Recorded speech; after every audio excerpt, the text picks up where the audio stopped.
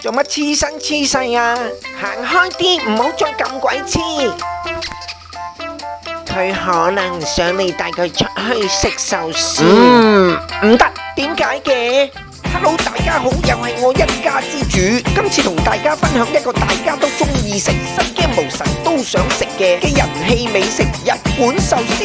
簡單又好食，其實肯自己喐手，隨時都有得食。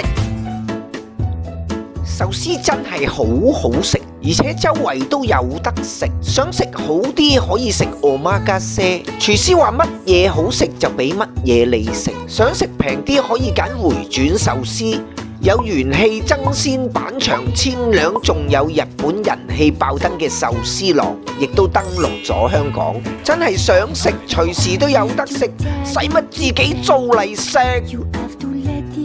唔講你唔知，喺外面食壽司，想話稍為食好啲，真係貴到一年都唔敢食一次。上次我就同個客喺銅鑼灣食過一次omakase嘅 lunch 壽司，埋單一個人頭1000幾蚊一位，肉痛到我唔敢再有下一次。如果隨便食平啲，始終味道同口感都係爭啲。例如想食回轉壽司，間鋪頭只要賣平啲，排隊嘅時間就要等耐啲，喐下等幾個鐘頭都有之。所以我就心思思，為咗慳錢又想食好啲，一於努力自己試一試，希望可以做出又平又好味嘅壽司。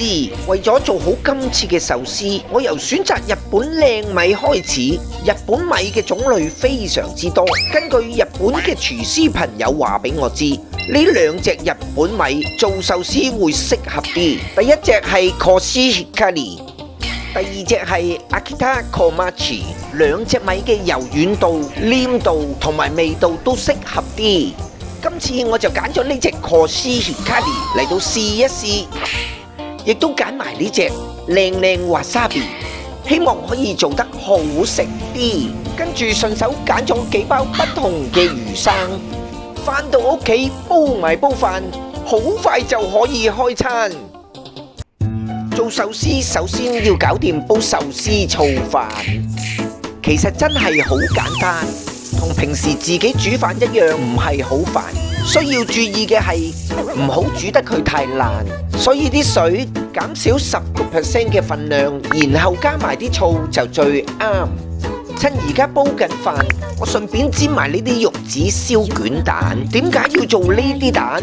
因為其實啲材料真係好簡單，不過要煎得佢靚靚地就有啲難。唔理咁多，只要味道啱，話知佢變成炒蛋。而且我喺日本超市見到呢啲玉子燒嘅價錢真係唔係講玩，睇見嗰包玉子燒最多都係用3-4隻蛋，所以索性自己做又可以再慳。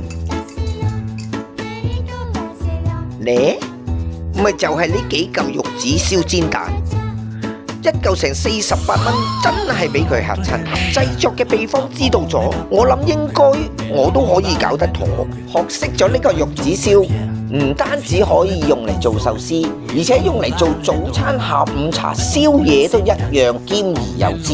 咁我一於快啲，即刻開始試一試。首先準備半張廚房用嘅紙巾，放喺一個準備裝油用嘅碗裏面，一陣一邊煎一邊抹油就靠晒佢。跟住燒熱個煎 pan，落多少少油，油燒滾咗之後，倒入準備咗嘅碗裏面。喺呢個時候就馬上轉細火，然後將啲蛋漿逐啲倒落個 pan 度。起初我以為一切穩穩妥妥，等啲蛋漿煎到咁上下開始凝固嘅時候，就將佢逐啲咁樣反過嚟。咦？一路反，啲蛋一路散，仲黐埋個底添，真係睇到我眼坦坦，有啲唔對版。唔通就咁收工當炒蛋？唔得，再落啲油試多次，今次唔可以咁大意。唔怪得知啲玉子燒賣到咁貴啦，以為簡單好易做，點知搞到一鑊泡。今次一於首先將啲蛋漿落少啲，再俾啲耐性將啲蛋煎熟啲，然後再逐啲逐啲反嚟試一試，咦，終於有啲似，一於努力繼續試。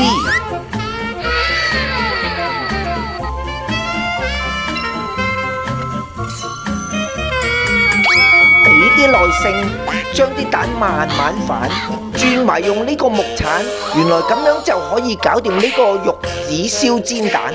好彩最初冇放棄，最後都總算完成呢個唔簡單嘅玉子燒煎蛋，一陣就可以慢慢嘆。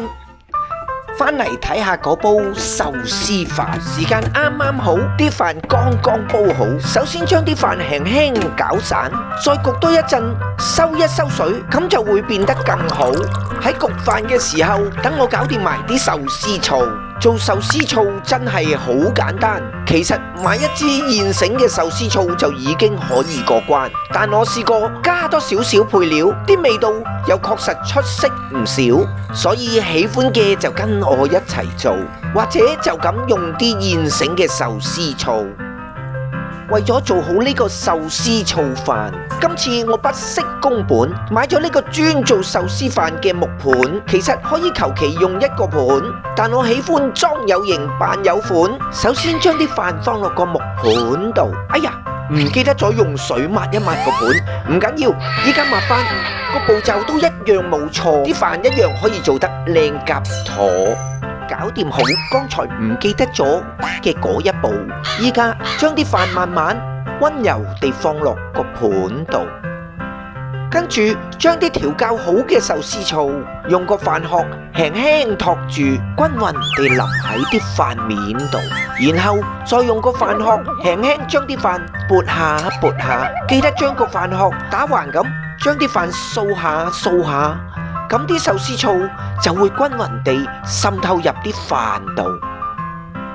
只要將啲飯均勻地鋪好，就完成咗第一步。跟手用把扇或者用本簿潑佢10下8下，蒸發咗少少壽司醋，啲飯就會變得更好。將啲飯逐啲逐啲反轉，等啲壽司醋反過嚟滲透落啲飯底度，再次將啲飯均勻地鋪好，然後同樣都係潑佢10下8下，就算真係搞掂好，最後將啲飯撥埋一邊。唔係立即做壽司嘅話，就要用塊布將啲飯冚住先，咁啲飯就可以保持溫度，食起上嚟就更好味道。話咁快就嚟到最後一步，首先將啲煎到變咗形嘅玉子燒煎蛋切好，再擺放好喺超市買返嚟嘅各種魚生喺張台度，所有材料準備好，啲壽司就可以立即喐手做。首先準備少少靚靚 wasabi， 然後準備一碗凍冰水，加少少壽司醋，搽勻喺隻手度，咁啲壽司飯就唔會黐住隻手。